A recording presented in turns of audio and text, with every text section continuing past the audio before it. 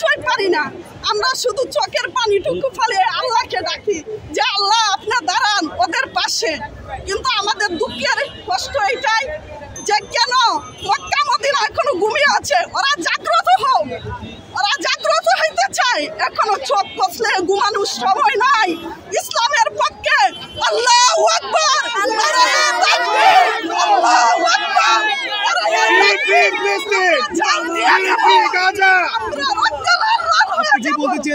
আমি বলতে চাই ইহুদির মতো লোক ধ্বংস করার জন্য অন্য কোন আরব কান্ট্রির নেতাদের প্রয়োজন নাই। আমরা বাঙালি নারীদেরকে নেওয়া হোক, আমরা ওদেরকে ধ্বংসের মাটির সাথে একদিনে মিশাই দেবো, একদিনে। আমাদের 24 ঘন্টা যথেষ্ট ইসরায়েলের জন্য, বেশি সময় আমাদের প্রয়োজন নাই। নেতানিয়াহুর মতো লোককে মারার জন্য আরব কান্ট্রির নেতাদের প্রয়োজন নাই, মুনাফিকদের প্রয়োজন নাই।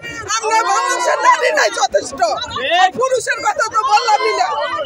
আমরা যথেষ্ট এক জাতি। শুধু আমরা বাঙালি যদি পা দিতে পারি, কোনদিন ইসরায়েলে ওই দিন ইসরায়েলের নাম থাকবে না, মুছে যাবে, মুছে যাবে। ফিলিস্তিন আবার সম্পূর্ণ হবে। মরে গেছে মুসলমান, আরব কান্ট্রির মুসলমান মরে গেছে, তারা মুসলমানদের পাশে নাই। যে এই নবীর দেশে আমরা যাই, বাংলাদেশ থেকে বাংলাদেশ যুদ্ধ ওরা ভীত, ওরা ভীত, ওরা মুসলমান নামধারী মুনাফিক। ওদের প্রয়োজন নেই, ওরা ভীত শিকার ভাবন।